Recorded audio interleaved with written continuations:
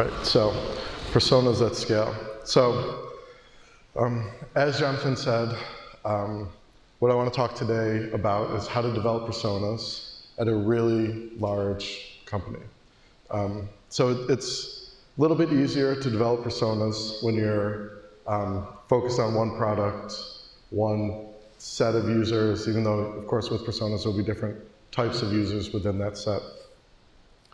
But ADP's issue, which I think is a common one across other large companies that have lots of different products, as Jonathan said, was building personas that each team could use that was relevant to them, but that were coherent across.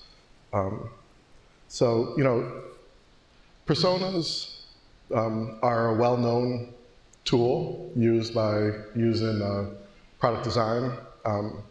You know, it's here, and probably at other companies it's taught as part of the new Agile training. Start with personas, make user stories, et cetera, et cetera.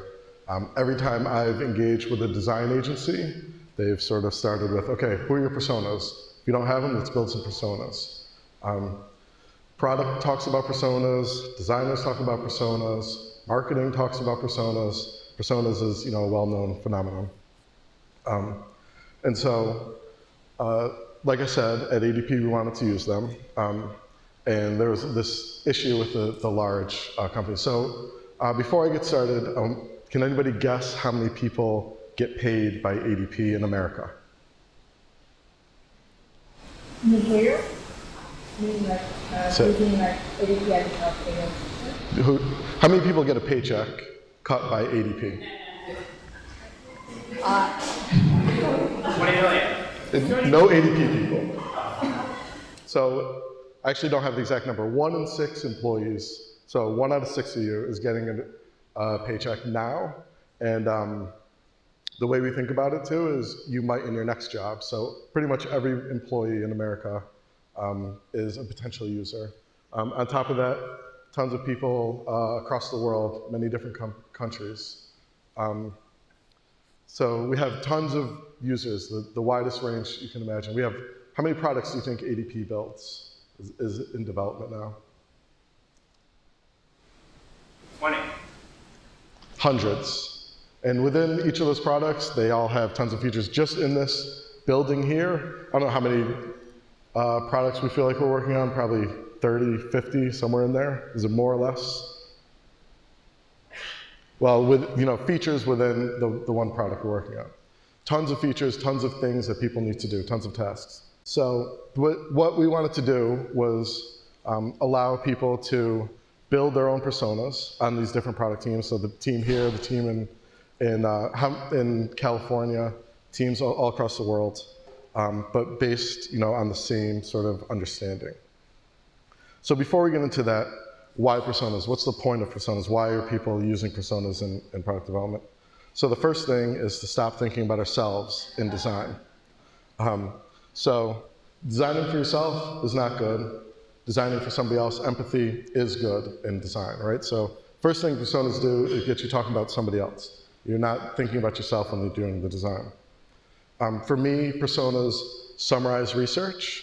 So it's the sort of the tip of the spear and what we understand about our users. That's why an agency, when they're trying to get up to speed quickly, wants to know about the personas. It's the high level, the basic things about personas. And the way we use personas here is to summarize sort of everything we know about a user.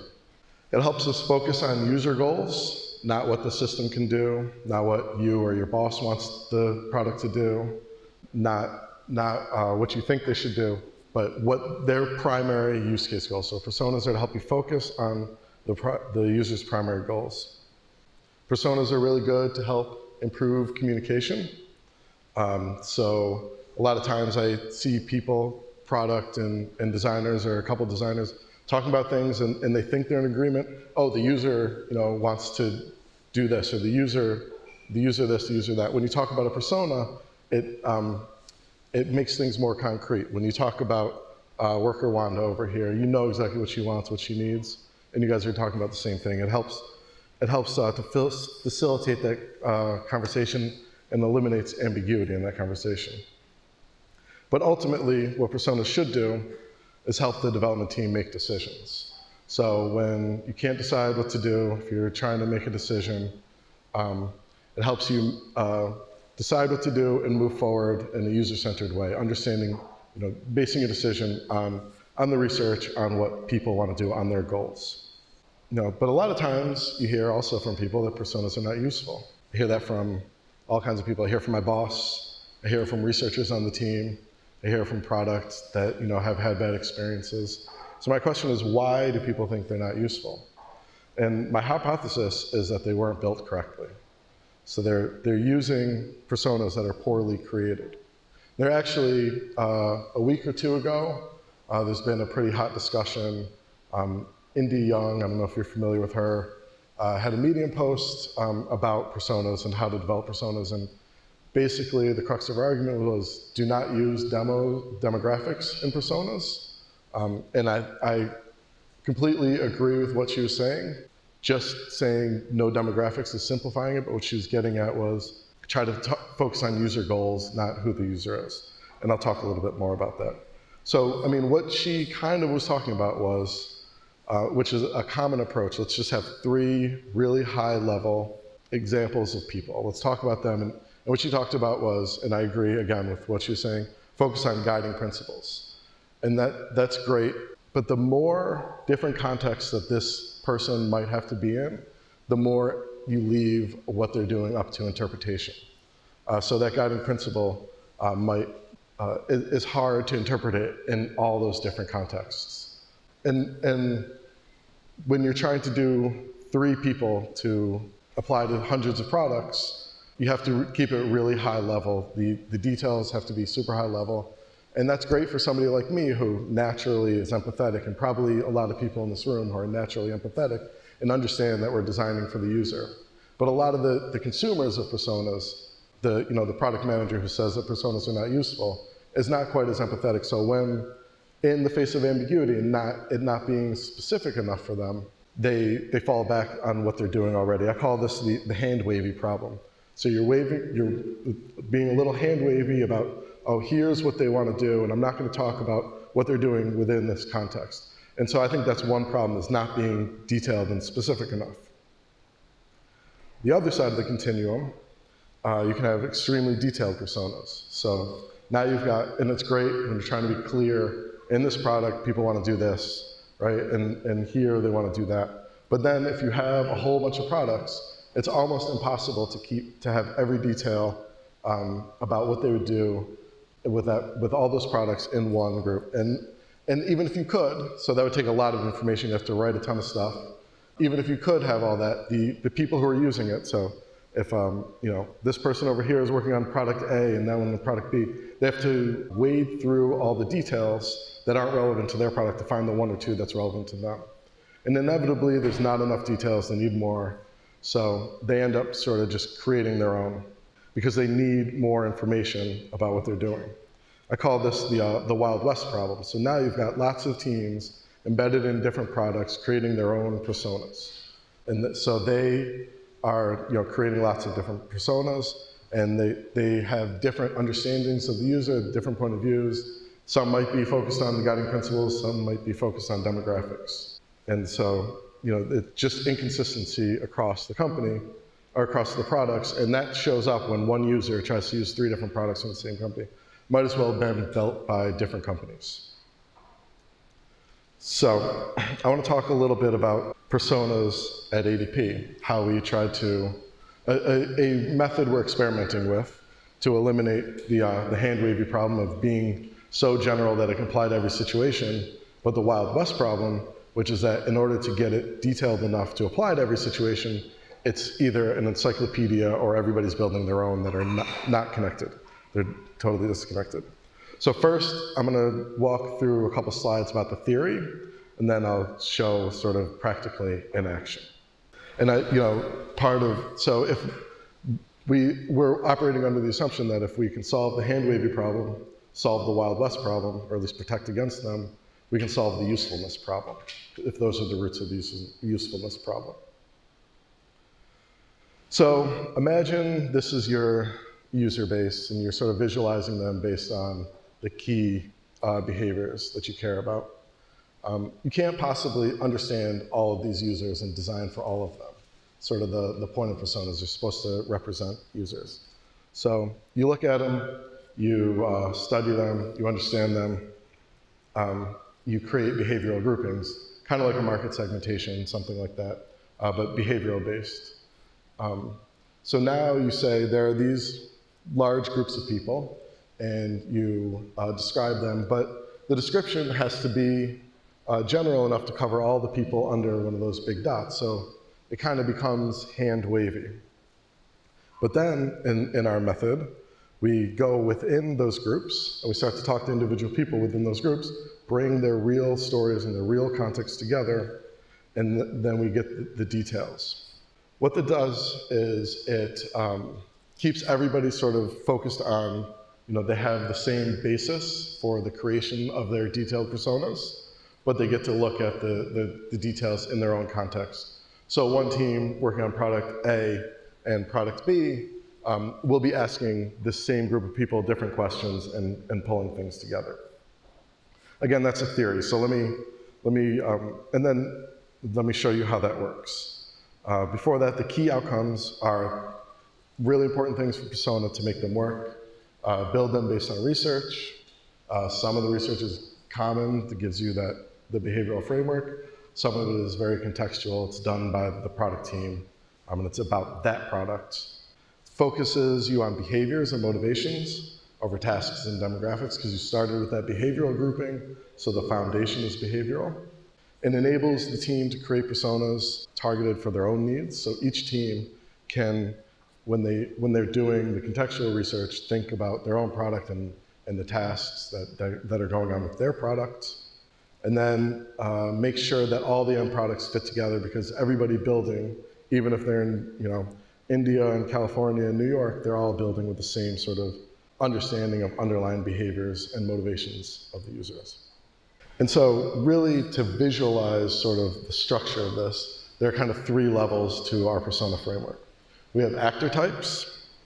And those are behavioral based, so you might have a borrower, a lender, and an underwriter for a mortgage product or something like that. And then each of those has a set of behavior. So this tree is representing only one of these 3 actor types, right? Each of those has a set of behavioral archetypes under it. Let's say for the lender, or for the borrower, you might have loyal and disinterested people. So people who are loyal to your bank, people who don't care what bank they go to. That's a different sort of behavioral archetype. They are behaving and coming at it with different guiding principles, as Indy said.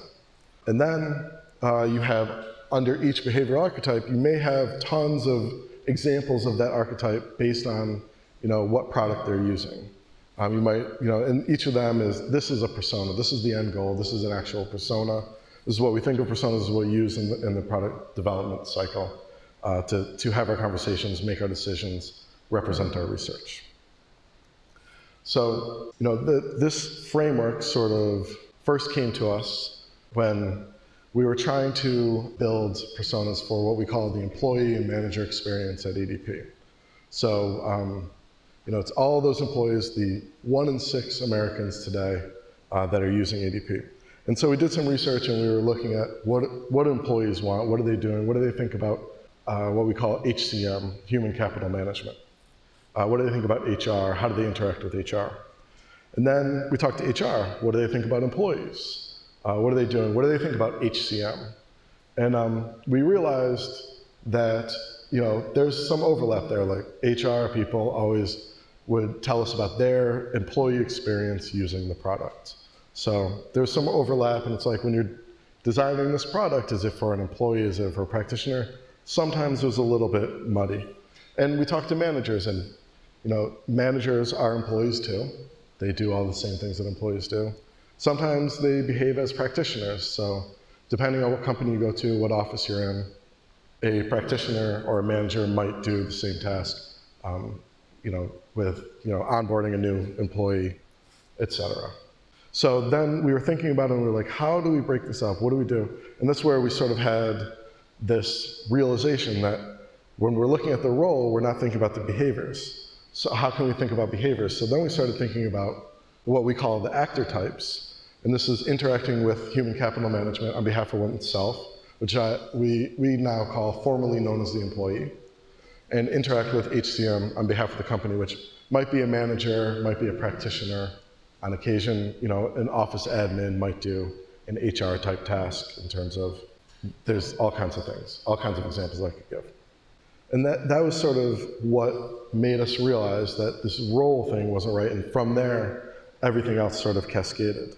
So now back to the graph, right? So the key is to understand your actor types and think about them as actor types, not roles in our example.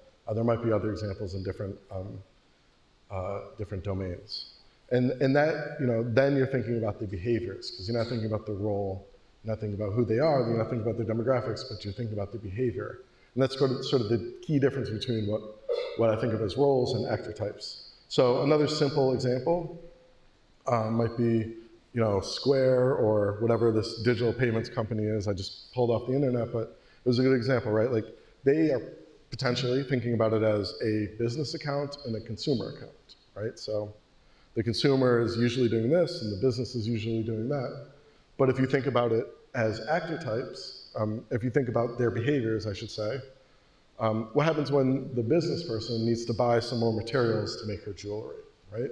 So I would say a better way to think about their persona groups, their actor types would be a buyer and a seller, right? So then they can understand a business person doing a buying action as well. And it's probably a lot more like when a normal person is buying than when they are on the other side of the coin. So that I can stop talking for a second and you guys can use your brain a little bit.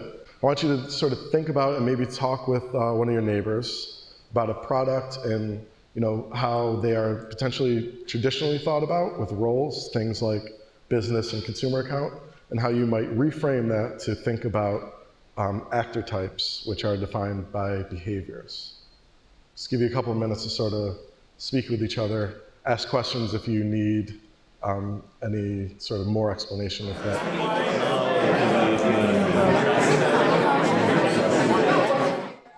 Okay, so thanks for talking about that. So now I want to ask you guys. Yes. Okay, ready to catch. What we came up with was Uber, Airbnb, and where you can both buyer and seller. And it's essentially the user is putting it out there yourself, but also being others. So you're thinking of it both. Yep. Okay. So then, how would you define your actor types then? Yep. I guess related to what you're saying, again, is buyer and seller. Understood. Yep. They were thinking about services like Uber, Airbnb, things like that, and rather than they were thinking also in terms of buyer and seller side, which I think is good. That makes sense.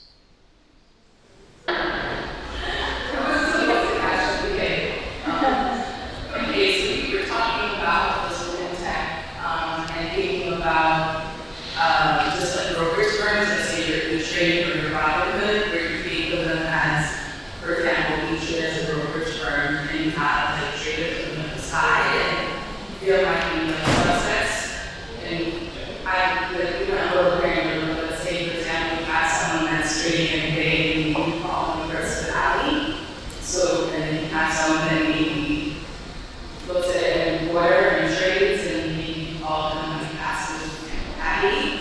But then there's people that, but then, so they're, I guess they would be considered the buyer side. Mm-hmm. But then there's people that would they trade or say like the probability that could also be using the platform to trade themselves, so they can sell to the others. I don't know if that's on par or not. Okay, cool. Yeah, thanks for sharing. So I think that's actually a good segue into the next section, because I think you took it, as you said, went a little more granular and maybe took the next step. So you were thinking about the trader and the customer side, right? And then you started talking about sort of different behaviors within one of those, what I would call the actor family. So the next step, going back to the graphs from before, is breaking down those actor families and doing and understanding the groupings within. So this really depends on research, right? So what you do is you define your families. Because you've defined it in a way that is focused on behavior, you're focused on the behaviors.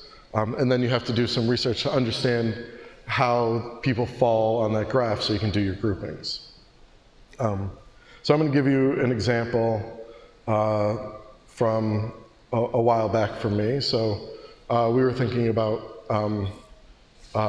device buyers, and the key behaviors for that device shopper or buyer was their current use of technology. So how much do they use technology, and then their media consumption, because these handheld devices were media devices. So in this case, we actually did a quant study. So we did a pretty big survey of folks who had bought some media in the past month, just to get an understanding of, obviously there was a floor of the media consumption, right? And then understanding their technology use and media consumption.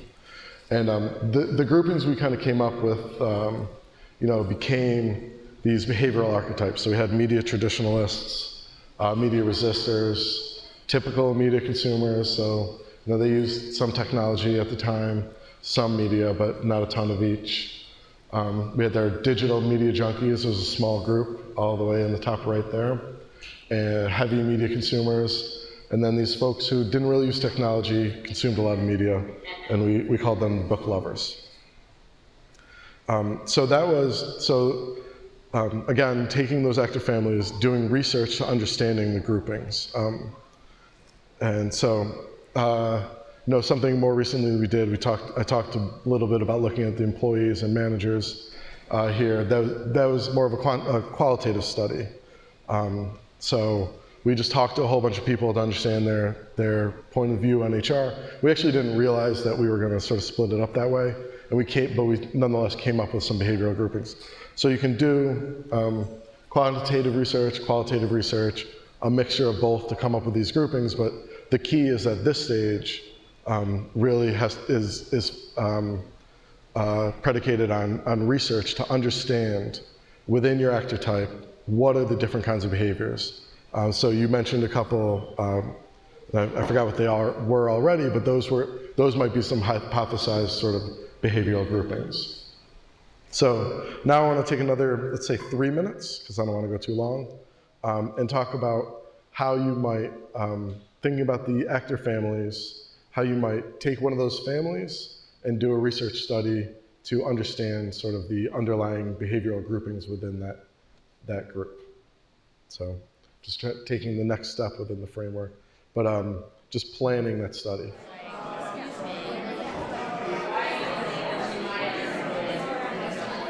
All right, so the third and final stage of our framework is to go within those groupings. So after you've done your due diligence and you've determined the behavioral groupings, you share those behavioral groupings across the organization. So everybody understands those behavioral groupings, and they can do this last stage sort of themselves within the context of their own product. So again, product team A will go out and talk to some people in this group and understand what they want to do with that product, and how they're using that product, or what they might need from it, or whatever the topic of that research is. And product B will go to that same group and talk about a different set of tasks, or different context, or different set of needs and pain points. This is the part where the teams can sort of take it from the behavioral grouping and own the research for themselves. So quickly, to overview the process, we define these behavioral groups. We're calling them actor types. We do some what I call foundational research to understand those archetypes within there, and that's sort of common research that's used by everybody. And then each team takes those archetypes and does their own project-focused research, where they're understanding the context, where they're getting the goals, they're getting the contextual factors, and they're getting real stories that they can add into the personas. So after that, you get what we call our contextual persona, which in the end is describing a representative user during a point in time in which they're interacting with the system. So you've got a nice description of a user, and when we have some examples here, so we happen to get cardboard cutouts and put the description right on there, and you're free to go introduce yourselves to the personas as well as other attendees during the networking session. But you can see, and so the red denotes our employee, or on behalf of oneself actor type. The blue denotes on behalf of the company. And then within the upper left, there are a few what we call tags that relate back to our behavioral groupings. That's based on our research. And then the needs and the pain points in the description are these contextual factors that were done specific to the project in this building. So other projects, other places of the company, they might have, if they're focused on the employee experience, they might have many more employee personas and fewer of the blue on behalf of the company. So when I say employee, I mean that's my short term for on behalf of oneself versus on behalf of the company. And this on behalf of oneself persona may or may not match up exactly to one that's used in California or India or another office.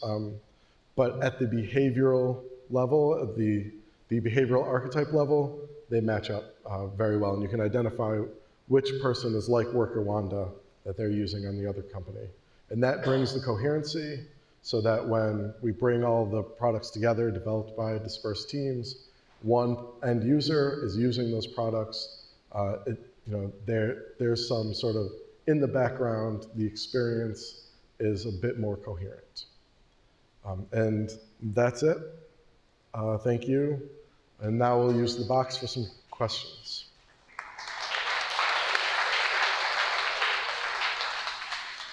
Can you walk us through a end-to-end engagement with personas, like when you have all different tasks and some of their features? How I'm fascinated by these. How do you take existing personas or create new personas? But if you take it to the journey map of you and the product team, Right. so we can imagine what that flow is. Yep. So at this point, we have our actor types and our behavioral archetypes defined. So what we do is when a team is going to develop personas, they will think, okay, so here's the product I'm focused on. I'm focused on, let's just say, from an earlier example, an app that somebody uses on their phone to make a digital purchase. And so that product team will say, okay, so I'm going to talk to folks that are about this app, and sort of at the beginning of the research, you feel the person out and you'll understand who they are and what their sort of motivations, and if you fully understand the behavioral archetypes, you can identify this person you're interviewing as behavioral archetype A, B, C, D. And then you start to ask them, okay, so what are your needs? What are your pain points? What's going on when you're trying to make a purchase at a flea market or whatever you're thinking about, right? And so from them you get that, and then you can sort of categorize the responses based on the behavioral archetypes, and then you pull them together, use the best stories that you heard that rarely represent what the themes that you heard from those groups, and create this persona.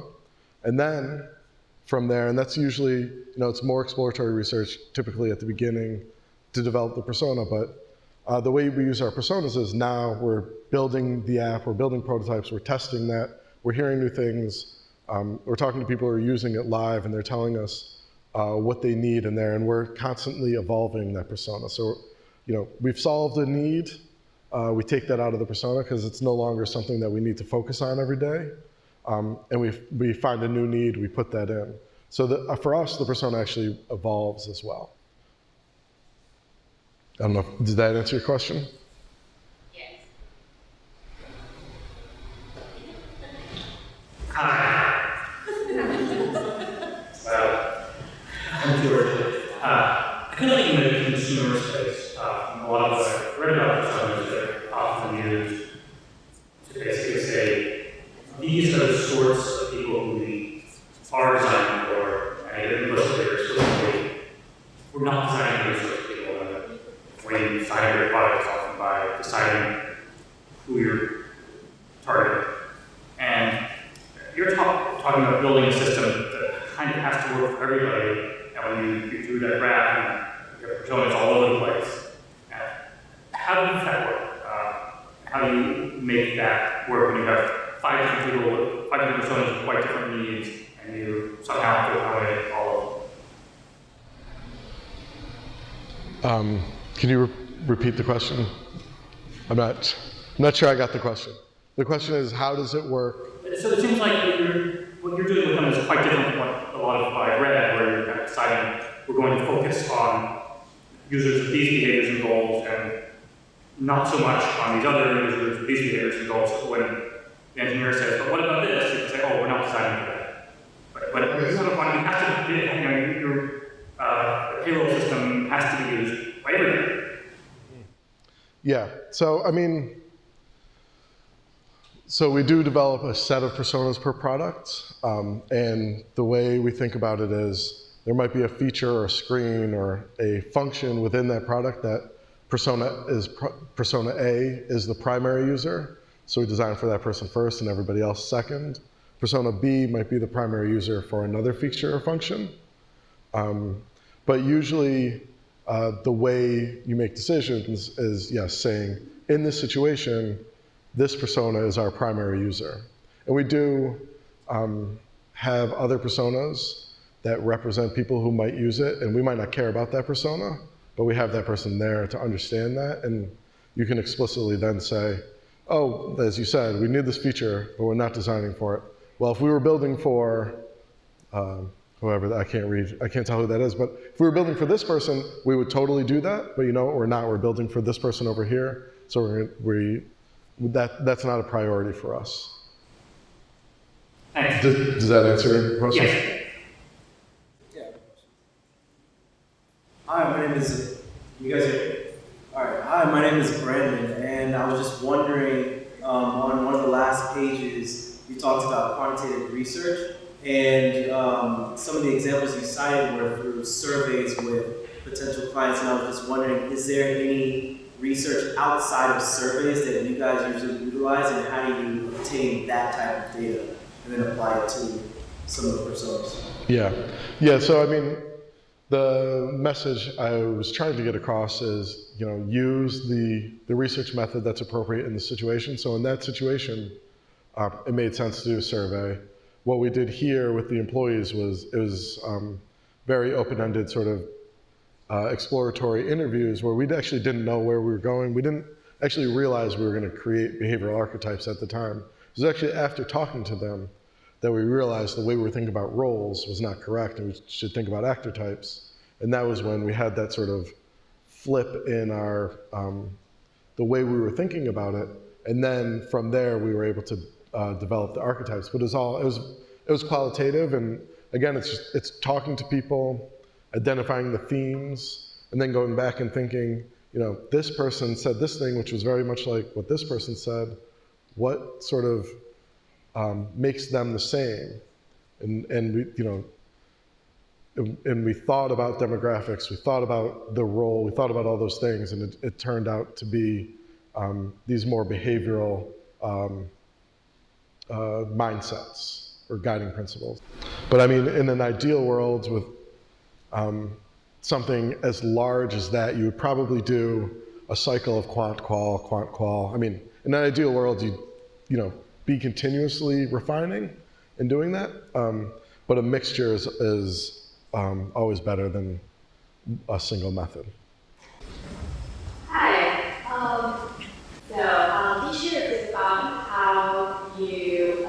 in your team, make sure the personas are used across different teams, disciplines in your company as a large company. So it's not easy. So I mean, just making sure they're used is hard. Making sure they exist is hard enough. Making sure they're used is difficult. So we sort of put it on the team to understand how to use them, and they sort of evolve to it. Put on the researcher to remind folks that they exist and they should use it. When there is a decision to be made and they are useful, that sort of trains people to try to use them. So it's always sort of good to, bring them in a time where they'll be helpful, and then the next time somebody might say, hey, those personas were kind of helpful. We work in an agile development process. One of the things I try to encourage people to do is rather, in the user story, rather than say, as a user, I want to do this, say, as ambitious Amber, I want to do this. So that bakes that persona in, and it gives a lot more information to what it is that they want to do. Again, it brings their motivation to it, and then helps the people interpreting that story understand what that really means. Because the user, as a user, doesn't carry any information, but as ambitious Amber actually carries a ton. And it gets you to think about all the things that are embedded in this. And I'm sure the pre-out and layout. Yeah, that's right. That's a good point, actually. So the reason to do this was we could put this right next to the person's chair, and they were looking over their shoulder as they were doing the development. And it was an attempt to really get that person ingrained in the team's consciousness. And now, when somebody does something that I think goes against what their primary persona wants to do, I'll bring them in the room with me. I've done it, put it down. What does Amber want? Does Amber want that? Let's think about this. I'm just really curious how to view personas. Do you have some ones that you have here? What is the time frame? I was curious how long it took you to put together these personas and to the book with these. Yeah, it's been a journey, a bit of a journey. I mean, like I said, it involved sort of developing this framework at the same time. But now that we have the framework, we could have a new product, go talk to 6 or 8 or 12 people and come up with a nice set of personas for that pretty quickly. The behavioral archetypes was the hard part, and that, like I said, involves the big sort of big bang rigorous research to really make sure you're getting the right sort of groupings. But once you have those right groupings, a lot of information sort of flows from that. And I mean, that was a big part of the framework, was that we just needed hundreds across the organization, and we needed not to have big, huge projects every time we needed a new set. So this does a lot of the upfront sort of understanding of what I called before the hand-wavy stuff, and it enables people to take those general things and apply them within context and quickly come up with a persona. All right, so time for one more question. So how do we identify openness that we talked about and related success? And I'm wondering if you have a recommended source or repository for quantitative research that supports persona strategy in the world to convince people that do that. So do I have any proof that personas actually work? Yeah.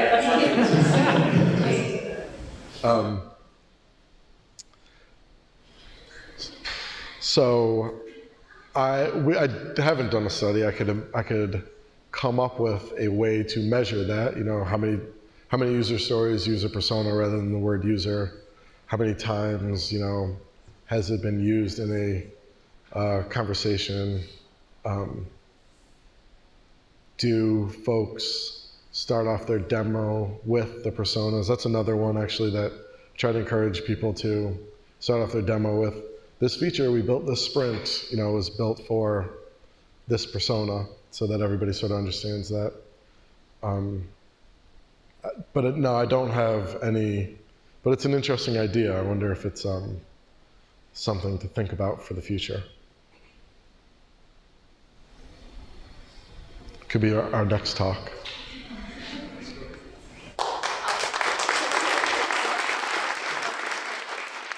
Thank you.